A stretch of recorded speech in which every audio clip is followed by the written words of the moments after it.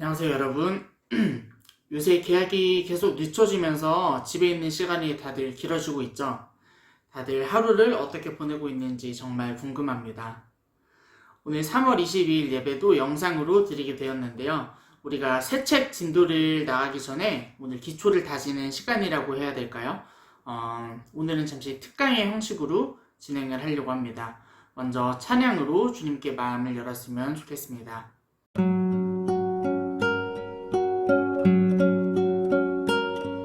하나님은 너를 지키시는 자, 너의 우편에 그늘 되시니 낮의 해와 밤의 달도 너를 해치 못하리. 하나님은 너를 지키시는 자, 너의 환난을 면케하시리. 그가 너를 도우시리라. 너의 출입을 지키시리라. 눈을 들어 산을 보아라. 너의 도움 어디서 오나. 천지 지으신 너를 만드신 여호와께로다.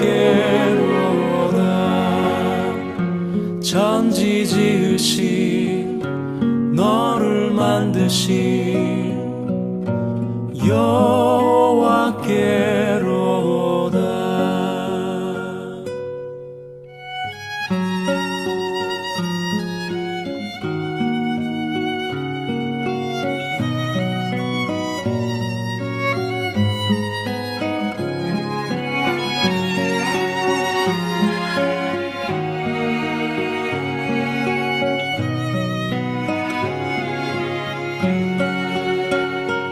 눈을 들어 산을 보아라.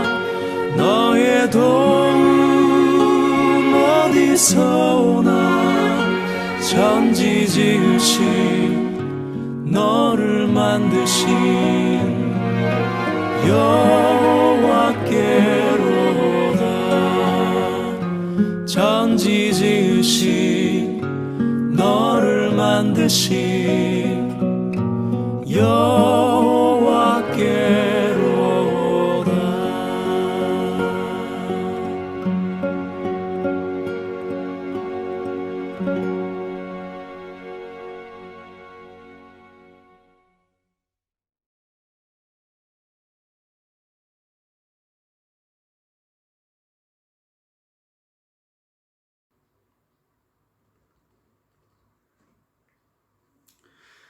잠시 기도하겠습니다.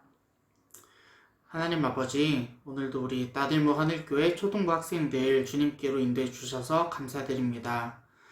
아버지, 두세 사람이 내 이름으로 모인 곳에는 나도 그들 중에 있다는 말씀 의지하여 기도합니다. 우리가 비록 교회에서 모이지는 못하지만 교회는 건물이 아니고 공동체임을 기억합니다. 우리 학생들 부모님과 둘셋씩 모여 예배를 드리오니 하나님 우리 가운데 임재하시고 만나주시고 말씀 가운데 하나님이 기뻐하시는 뜻을 우리 심령 가운데 조명하여 주세요. 사랑이 많으신 우리 주 예수님의 이름으로 기도합니다. 아멘.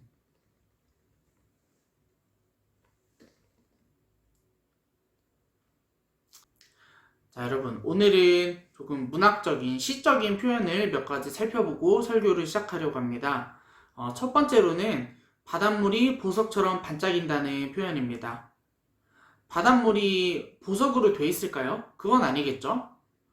하지만은 바닷물이 햇살에 비쳐 반짝이는 모습을 어떤 반짝이는 보석의 개념을 빌어와서 표현을 했다고 할 수 있습니다. 자, 두 번째로는 좀 나쁜 말인데요. 괴물 같은 사람이라고 표현을 하면은 이런 뜻이겠죠. 사람에게서는 도저히 찾아볼 수 없는 어떤 무서운, 괴물에게서나 찾아볼 수 없는 어떤 무서움이 너한테 있다. 그래서 너는 괴물 같은 사람이다. 이렇게 좀 나쁘게 표현을 할 수도 있습니다. 자, 마지막으로 살펴볼 표현은 너는 나의 봄이다 라는 표현입니다. 너는 나의 봄이다. 사람이 봄이 될 수 있을까요? 그건 아니겠죠. 봄은 계절이기 때문에 이런 뜻입니다. 너는 나의 봄이다 라는 뜻은 나는 너를 되게 좋아하는데 너는 마치 추운 겨울 뒤에 천천히 찾아오는 봄처럼 따뜻하고 새롭고 밝고 포근한 사람이야. 이런 말을 하기 위해서 너는 나의 봄이다 라고 표현을 하는 것입니다. 자, 이렇게 한 가지 사물을 다른 사물의 속성을 빌어와서 표현하는 방법을 비유라고 합니다. 어려운 개념인데 초등학교 때는 배우지 않는 개념이지만 오늘 설교 때 꼭 필요하기 때문에 잠시 설명을 하고 넘어가겠습니다. 자, 여러분, 성경을 읽다 보면 특히 예수님의 생애를 다룬 마태, 마가, 누가, 요한복음 이 4권 있죠. 이 4권의 사복음서라고 하는데요. 이 사복음서를 좀 읽다 보면은 예수님께서 계속해서 이런 비유적인 표현을 가지고 말씀하시는 것을 관찰할 수 있습니다. 그래서 천천히 읽어보고 여러 번 반복해서 읽어보지 않으면 이해하기가 힘든 부분이 있답니다. 특별히 신약 성경의 첫 번째 책인 마태복음의 경우에 전체의 25% 그러니까 4분의 1에 해당하는 정도가 비유로 되어 있다고 합니다. 오늘은 어째서 예수님이 비유를 통해서 말씀하셨는지 알아보는 시간을 가져보려고 합니다. 우리가 가스펠 프로젝트 신약 2권, 1권이 끝났죠. 2권을 시작하면서 한 달 넘게 예수님의 비유에 대해서 배우기 때문에 그 기초를 다지는 시간이라고 생각하면 될 것 같습니다. 자, 오늘 본문은 마태복음 13장 10절에서 17절입니다. 선생님 속도에 맞춰서 함께 천천히 읽어보도록 하겠습니다. 제자들이 예수님께 와서 물었습니다. 왜 사람들에게 비유로 가르치십니까? 예수님께서 대답하셨습니다. 너희들에게는 하늘나라의 비밀을 아는 것이 허락되었으나 다른 사람들에게는 그렇지 않다. 가진 사람은 더 많은 것이 주어져 풍부해질 것이다. 그러나 가진 것이 없는 사람은 있는 것마저 빼앗길 것이다. 그래서 내가 비유로 사람들에게 말한다. 그들은 보아도 보지 못하고 들어도 듣지 못하고 이해하지도 못한다.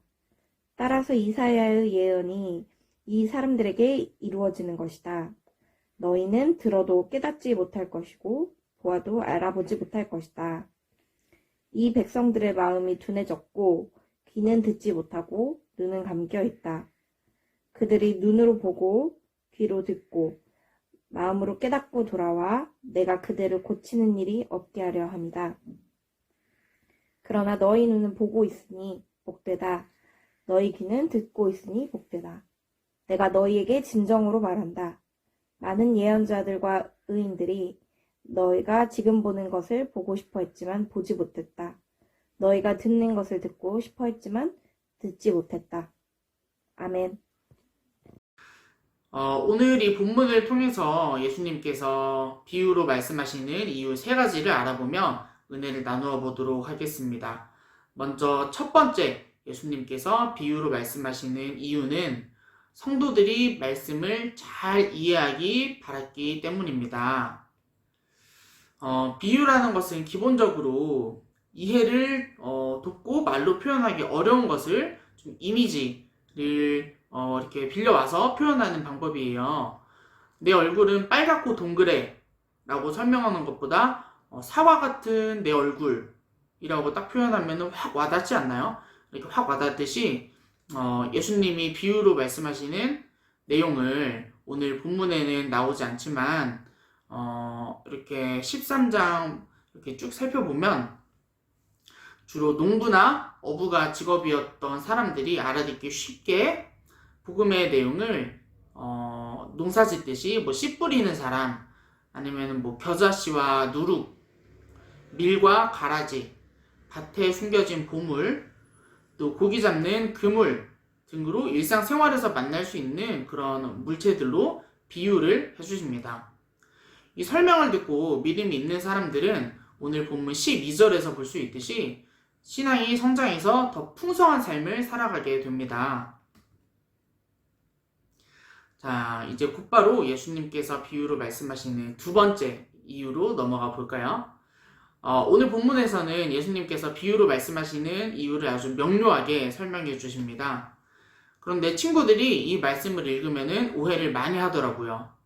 우리 11절에 보면 너희들에게는 하늘나라의 비밀을 아는 것이 허락되었으나 다른 사람들에게는 그렇지 않다 라고 나와 있습니다. 이때 비밀이라는 우리나라 언어가 마치 친구한테 이렇게 귓속말로 속닥속닥 이렇게 얘기하는 그런 비밀처럼 느껴질 수 있어요. 그래서 야, 이건 너랑 나만 아는, 둘이서만 아는 비밀이야. 아무도 알면 안 돼. 좀 이런 어감을 주기 때문에 오해를 많이 하는 것 같아요. 자, 그런데 여러분, 이 비밀이라는 단어를 성경 원문으로 좀 찾아봤어요. 원문으로 찾아봤더니 여기 미스테리아라는 단어입니다. 좀 감이 오나요? 미스테리라는 거예요. 미스테리. 다시 말해서 미스테리를 한국어로 다시 한번 바꿔보자면 비밀이라는 단어로 바꾸기보다는 미스테리 하면은 뭐 수수께끼, 신비한 것 이런 식으로 해석할 수 있겠죠. 자, 예수님이 하늘나라의 수수께끼, 하늘나라의 신비를 아는 것이 너희들에게는 허락되었고 다른 사람들에게는 그렇지 않다고 말씀하시는데요. 그러면 여기서 하늘나라의 신비를 알 수 없다는, 허락받지 못한 사람들은 과연 어떤 사람들일까요? 예수님은 수천 명의 사람들을 앞에 놓고 설교를 하셨습니다. 근데 그 모든 사람들이 예수님의 말씀을 듣고 은혜를 받고 예수님의 말씀을 듣고 회개를 하는 그런 사람들이 아니었고요.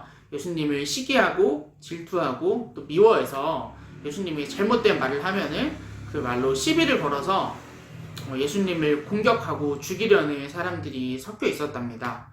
다시 말해 예수님의 말씀을 듣고 회개하는 사람들에게는 그 첫 번째 목적에 합당하게 예수님이 말씀하시는 비유는 생명의 말씀이 되고 예수님을 죽이려는 마음으로 말씀을 듣는 사람에게 예수님이 말씀하시는 하늘나라 비유는 그냥 미스테리, 수수께끼, 그냥 신비한 것 정도로만 남아있는 거예요.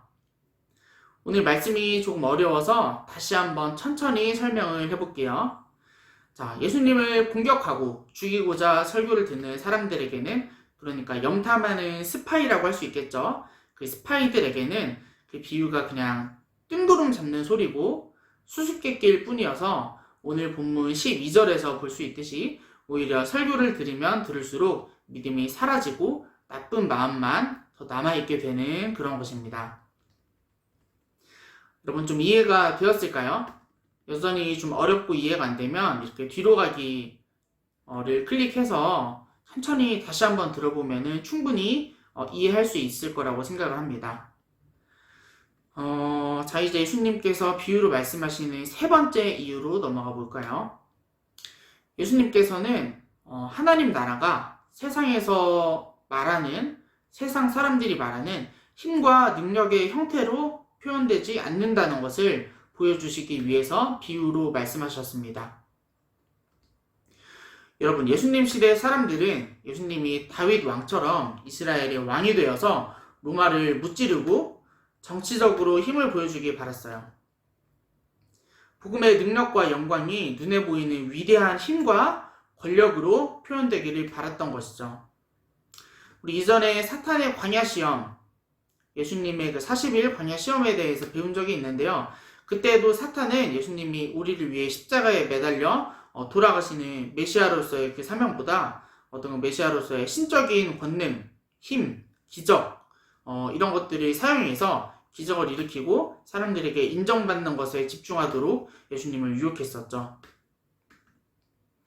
우리도 또한 이런 함정에 많이 빠지게 됩니다. 학생들의 경우에는 예수님을 믿는 내가 학급 임원이 되거나 공부를 잘해서 복음의 능력을 드러내고 싶은 유혹에 종종 빠지게 되고, 또 어른들의 경우는 어떻냐면요, 사회적으로 성공을 해서 복음의 능력을 드러내고 싶은 유혹에 종종 빠지게 됩니다. 우리 잠시 말씀과 연관지어서 이영표 선수, 축구 선수인데요, 그 선수의 간증 영상을 보고 설교를 이어가도록 하겠습니다. 꿈을 이루고 돈 많이 벌고 인기 얻고 성공해야지 라는 생각으로 축구를 했었어요. 국가대표가 돼서 꿈을 이루면 행복할 거라고 생각을 했어요. 유럽에 진출하고 성공적인 선수 생활을 하고 나서 일시적인 만족은 있었지만 나에게 행복을 개런티하지 못한다는 사실을 제가 딱 느꼈을 때 속았구나라는 그런 생각이 들었었어요. 세상의 어떤 성공이나 어떤 부와 명예가 나를 행복하게 하지 못한다면 하나님이 나를 이 땅에 보내신 그 목적대로 살아야 되겠다. 그러면 행복할 수 있겠다. 그때까지 제가 갖고 있던 사명의 뜻은 어떤 거였냐면 이런 거였어요. 하나님께서 예비하신 나만을 위해서 나만 할 수 있는 어떤 특별한 일이나 특별한 장소, 그것이 저는 사명이라고 생각했어요. 제가 선수 때는 운동을 했기 때문에 피곤하다고 와이프가 한 번도 저에게 설거지를 시키거나 빨래를 시키거나 기저귀를 갈라고 시키지 않았거든요. 근데 은퇴한 다음날부터 제가 이제 설거지를 하고 드디어 이제 빨래를 하기 시작했습니다. 지극히 일상적인 이 행위가 제가 월드컵에서 골을 넣고 또 수백만 수천만 명이 보는 경기에서 승리해서 박수를 받고 많은 사람들에게 인정받고 하는 것과 하나님 앞에서는 전혀 다르지 않다라는 사실이에요. 설거지를 하는 일, 방 청소를 하는 일이 하나님 안에서는 엄청난 사명이 될 수 있다라는 사실을 제가 깨닫게 됐습니다. 그때 비로소 하나님 안에서는 우리가 하나님을 사랑하고 하나님께 순종하는 우리의 일상 자체가 사명이었구나. 그런데 나는 누군가에게 드러나는 일 혹은 누군가로부터 인정받는 일, 내 스스로 내 마음속에 큰 일과 작은 일을 저도 모르는 사이에 구별하면서 살고 있었구나 라는 생각을 했어요. 하나님께서 우리에게 주신 오늘 이 시간, 오늘 이 하루, 이 매 순간을 최선을 다하는 게 사명이라고 하나님께서 저에게 말씀해 주셨어요. 어떤 큰 일, 또 꿈을 이루고 자신의 목적을 달성하거나 남으로부터 인정받는 것, 그것은 정말 일시적인 감정일 뿐이고 진정한 행복감은 하나님 안에서 우리 일상의 소중함을 깨닫고 그 일상에 최선을 다하는 일, 그리고 그 일상에 하나님께서 부여하신 그 의미를 스스로 부여하는 일이라는 사실을 깨달았습니다.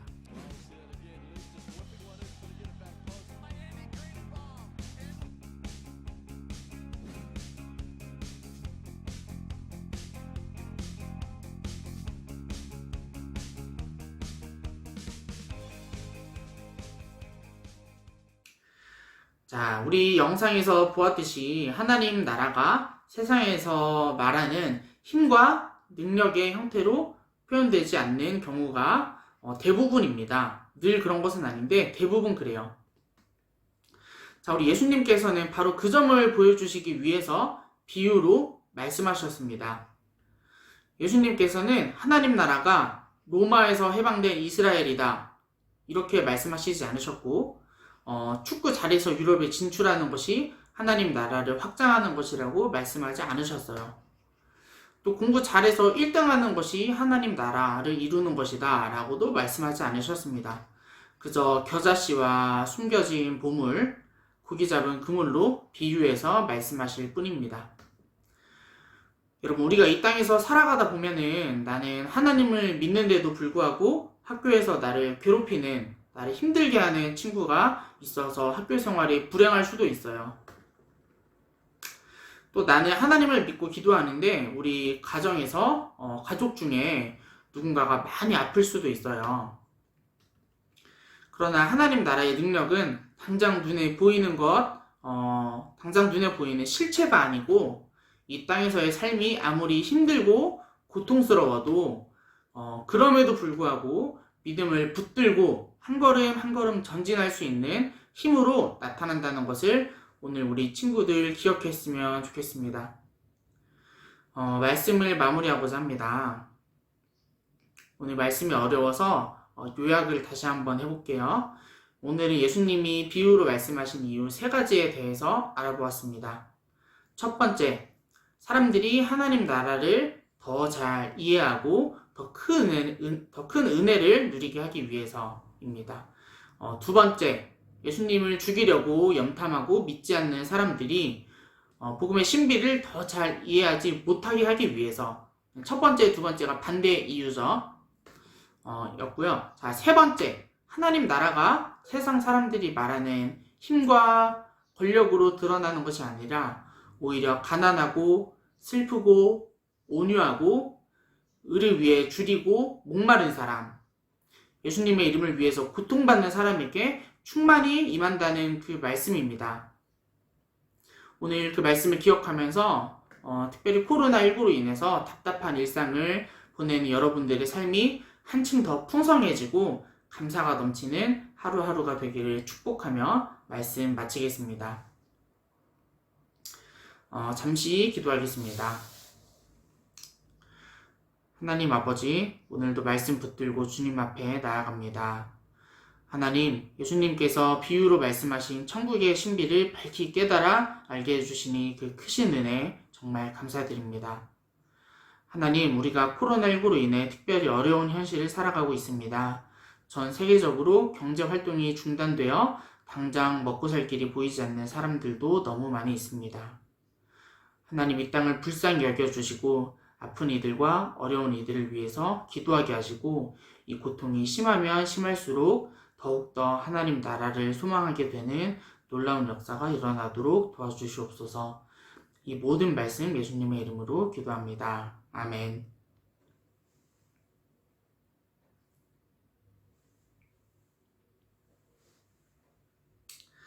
자, 우리가 오늘은 새로운 책 진도를 나가기 전에 특강의 형식으로 진행을 좀 해보았어요. 여러분, 부모님 카카오톡으로 학습지가 하나 나갔어요.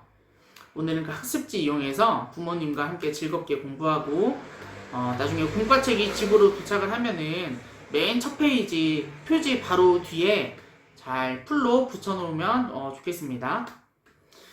여러분, 답답한 매일매일이 이어지고 있습니다. 밖에 나가지도 못하는 하루하루가 이어지고 있는데요. 그래도 집에서 책 많이 읽는 그런 소중한 시간으로 삼고 매일매일도 이 질병으로 인해 어려운 사람들을 위해서 기도하는 것 잊지 않고 지냈으면 좋겠습니다. 그러면 다음 주에 또 만날게요.